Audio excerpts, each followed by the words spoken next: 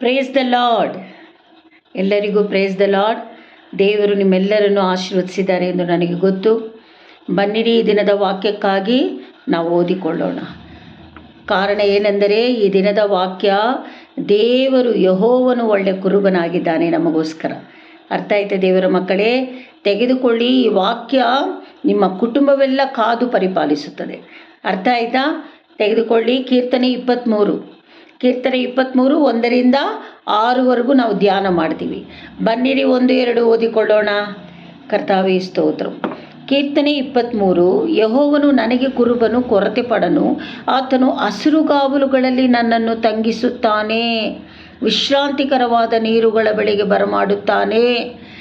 ನೋಡಿ, ಇಲ್ಲಿ ದೇವರು ಮಾತಾಡ್ತಾ ಇರೋದು ಏನಂದರೆ, ಯೆಹೋವನು ನನಗೆ ಒಳ್ಳೆ ಕುರುಬನಾಗಿದ್ದಾನೆ, ನಾನು ಯಾಕೆ ಕೊರತೆ ಪಡಬೇಕು, ನಾನು ಯಾಕೆ ದುಃಖ ಪಡಬೇಕು ಅಂತ ಇಲ್ಲಿ ದಾವೀದನು ಹೇಳ್ತಾ ಇರೋದು. ಹಾಗಾದರೆ ನಾವು ಅದೇ ರೀತಿಯಲ್ಲಿ ತಾನೇ ಹೇಳಬೇಕು ದೇವರ ಮಕ್ಕಳೇ. ಆತನು ಹಸಿರುಗಾವಲುಗಳಲ್ಲಿ ನನ್ನನ್ನು ತಂಗಿಸುತ್ತಾನೆ, ವಿಶ್ರಾಂತಿಕರವಾದ ನೀರುಗಳ ಬಳಿಗೆ ಬರಮಾಡುತ್ತಾನೆ ಅಂತ ಇಲ್ಲಿ ದಾವೀದನು ಹೇಳ್ತಾ ಇರೋದು. ನೋಡಿ, ಹಸಿರು ಹುಲ್ಲುಗಾವಲುಗಳಲ್ಲಿ ನಾವು ತಂಗಿಸ್ತೀವಿ ಅಂತ ಹೇಳಿದ್ರೆ ಕ್ರಿಸ್ತನ ಶಾಂತಿ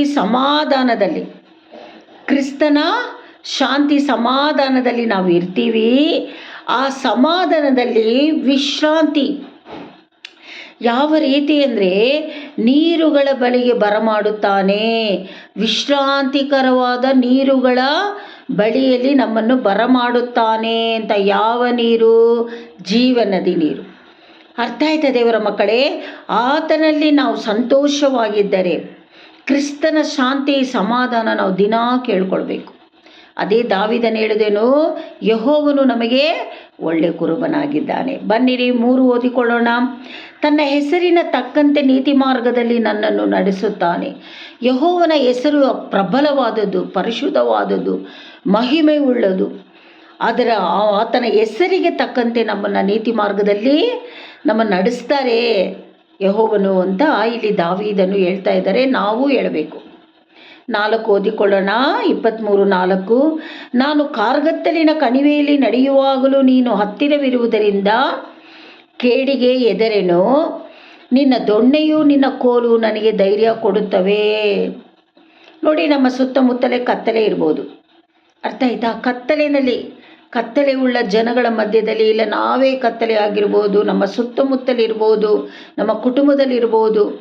ಈ ಕತ್ತಲೆಯಲ್ಲಿ ನಾವು ನಡೆಯುವಾಗ ದೇವರು ಏನು ಮಾಡ್ತಾರಂತೆ, ದೇವರು ನಮ್ಮ ಜೊತೆಯಲ್ಲಿದ್ದರೆ ನಾವು ಯಾವ ಕೇಡಿಗೂ ಎದುರೋಲ್ಲ.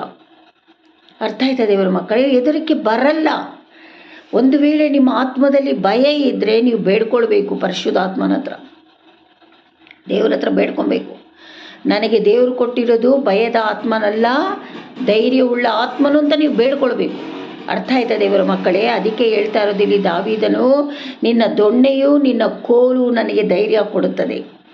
ನೀನು ನನ್ನ ಜೊತೆಯಲ್ಲಿ ಇರುವಾಗ ನಿನ್ನ ದೊಣ್ಣೆಯು ನಿನ್ನ ಕೋಲು ನನಗೆ ಧೈರ್ಯ ಪಡಿಸ್ತದೆ ಯೆಹೋವಪ್ಪ ಅಂತ ದಾವೀದನು ಹೇಳ್ತಾ ಇರೋದು. ನಾವು ಅದೇ ರೀತಿಯಲ್ಲೇ ನಾವು ಪ್ರಾರ್ಥಿಸಬೇಕು.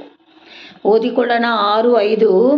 ವೈರಿಗಳ ಮುಂದೆಯೇ ನೀನು ನನಗೋಸ್ಕರ ಔತಣವನ್ನು ಸಿದ್ಧಪಡಿಸುತ್ತಿ, ನನ್ನ ತಲೆಗೆ ತೈಲವನ್ನು ಹಚ್ಚಿಸುತ್ತಿ, ನನ್ನ ಪಾತ್ರೆಯು ತುಂಬಿ ಹೊರಸೂಸುತ್ತದೆ.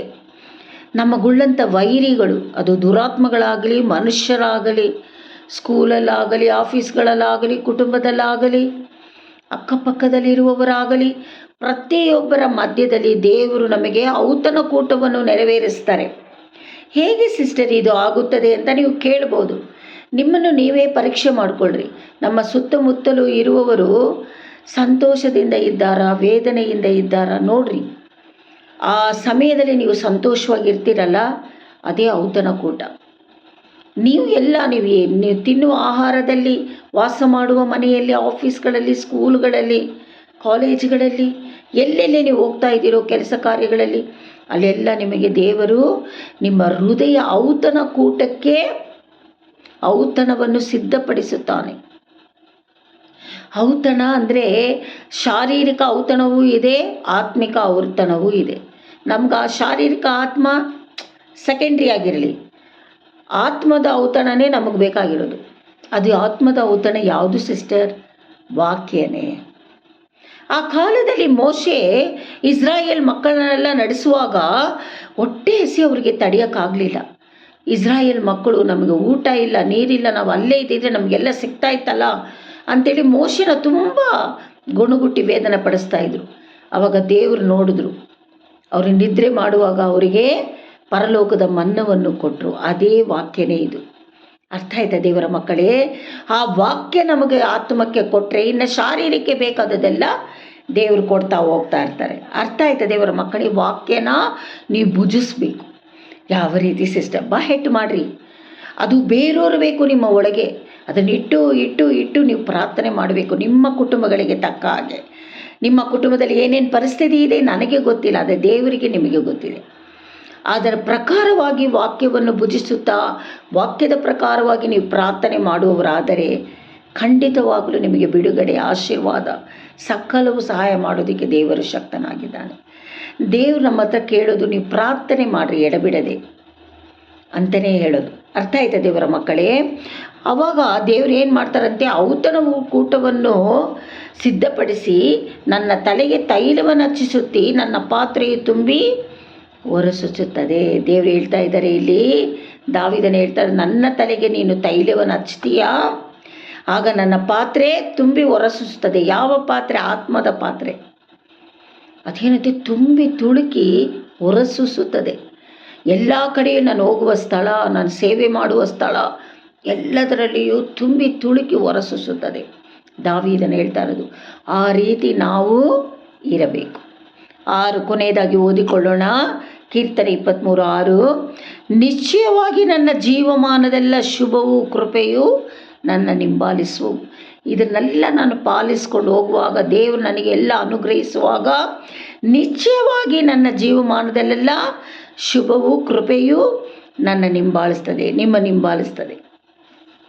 ಅರ್ಥ ಆಯ್ತಾ ದೇವರ ಮಕ್ಕಳೇ? ಅದರಲ್ಲಿ ಒಂದು ಡೌಟ್ ಇಲ್ಲ, ಒಂದು ಸಂದೇಹ ಪಡಬೇಡ್ರಿ. ಇದು ನಿಶ್ಚಯ, ಇದು ನಿಜ, ಸತ್ಯವೇದ ಸತ್ಯವಾಕ್ಯಗಳಿದು, ಕರ್ತನ ಜೀವವುಳ್ಳ ವಾಕ್ಯಗಳು. ದಾವೀದನು ಮಾತಾಡ್ತಾ ಇರೋದು. ಅರ್ಥ ಆಯ್ತಾ ದೇವರ ಮಕ್ಕಳೇ? ದೇವರು ನಮ್ಮ ಮಧ್ಯದಲ್ಲಿ ಇದ್ದರೆ ಯಾರು ನಮ್ಮನ್ನು ಮುಟ್ಟಲು ಸಾಧ್ಯ? ಯಾರು ಏನು ಮಾಡೋಕ್ಕೂ ಸಾಧ್ಯ ಇಲ್ಲ. ಅರ್ಥ ಆಯ್ತಾ ದೇವರ ಮಕ್ಕಳೇ? ಅದಕ್ಕೆ ಹೇಳ್ತಾ ಇರೋದು, ನನ್ನ ಜೀವಮಾನವೆಲ್ಲ ಶುಭವು ಕೃಪೆಯು ನಮ್ಮನ್ನು ಹಿಂಬಾಲಿಸ್ತದೆ ಅಂತ ಇಲ್ಲಿ ಜೀವವುಳ್ಳ ವಾಕ್ಯ ಮಾತನಾಡ್ತಾ ಇದೆ. ನಾನು ಸದಾ ಕಾಲವು ಯೆಹೋವನ ಮಂದಿರದಲ್ಲಿ ವಾಸಿಸುವೆನು.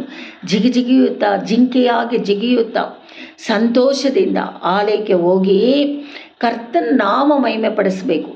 ವಾರವೆಲ್ಲ ನಮಗೆ ಶುಭವನ್ನು ಕೃಪೆಯನ್ನು ಉಂಟು ಮಾಡಿದ ದೇವರು, ಆರೋಗ್ಯ ಆಯಸ್ಸು ಬಲವನ್ನು ಕೊಟ್ಟ ದೇವರು, ವಾಕ್ಯವೆಂಬ ಜೀವವುಳ್ಳ ಈ ಮನ್ನವನ್ನು ಕೊಟ್ಟಂಥ ದೇವನಿಗೆ ನಾವೆಷ್ಟು ಸ್ತುತಿ ಸ್ತೋತ್ರ ಮಾಡಬೇಕು. ನಮ್ಮನ್ನು ಎಷ್ಟು ಪ್ರೊಟೆಕ್ಟ್ ಮಾಡಿದ್ದಾರೆ ದೇವರು. ಇದನ್ನೆಲ್ಲ ಯೋಚನೆ ಮಾಡಿ ದೇವರ ಮಕ್ಕಳೇ, ಇದು ನಮ್ಮಿಂದ ಅಲ್ಲ, ಇಲ್ಲ ನಮ್ಮ ಪಕ್ಕದಲ್ಲಿ ಅಪ್ಪ ಅಮ್ಮ ಮಕ್ಕಳಿರೋದ್ರಿಂದ ಪ್ರೊಟೆಕ್ಷನ್ ನಮಗೆ ಸಿಗ್ತಾ ಇಲ್ಲ. ನಮ್ಮೆಲ್ಲರಿಗೂ ಪ್ರೊಟೆಕ್ಷನ್ ಸಿಗ್ತಾ ಇರೋದು ಪರಲೋಕದಿಂದ. ನಮ್ಮ ಪರಿಶುದ್ಧಾತ್ಮ ನಮ್ಮ ಜೊತೆಯಲ್ಲೇ ಇದ್ದಾರೆ. ನಮ್ಮ ಪರಿಶುದ್ಧಾತ್ಮನ ಕರದಲ್ಲಿ ನಮ್ಮನ್ನು ಸಬ್ಮಿಟ್ ಮಾಡಿಬಿಡಬೇಕು. ಆತನು ನಮ್ಮನ್ನು ನೋಡಿಕೊಳ್ಳುವನು. ಪರಲೋಕದಲ್ಲಿರುವ ದೇವದೂತರುಗಳಿಗೆ ಕಟ್ಟಳೆ ಕೊಟ್ಟು ನಮಗೆ ಕಳಿಸಿಕೊಡುವರು ದೇವರು ಕಾವಲಾಗಿರೋದಕ್ಕೆ. ಅರ್ಥ ಆಯ್ತಾ ದೇವರ ಮಕ್ಕಳೇ? ಈ ವಾಕ್ಯ ದಿನಾ ನೀವು ಅಭ್ಯಾಸ ಮಾಡಿಕೊಂಡು, ಅಪ್ಪ ಈ ವಾಕ್ಯ ನನ್ನ ಕುಟುಂಬವನ್ನು ಕಾದುಕೊಳ್ಳಿ ಅಪ್ಪ, ಈ ವಾಕ್ಯದಲ್ಲಿ ಕೊಟ್ಟಿರುವ ಆಶೀರ್ವಾದ ನನಗೆ ನೀನು ಕೊಟ್ಟಿದ್ದೀಯಪ್ಪ, ನನಗೆ ತೈಲ ಹಚ್ಚಿಬಿಟ್ಟಿದೆಯಪ್ಪ ತಲೆಗೆ, ನನ್ನ ಪಾತ್ರೆ ತುಂಬಿ ಹೊರಸೂಸ್ತಾ ಇದೆಯಪ್ಪ, ಅದು ನಿನ್ನ ಕೃಪೆಯಿಂದ ದಯೆಯಿಂದ ಅಂತೇಳಿ ಕರ್ತನ ನಾಮ ಮಹಿಮೆ ಪಡಿಸ್ಬೇಕು ನೀವು. ಅರ್ಥ ಆಯ್ತಾ?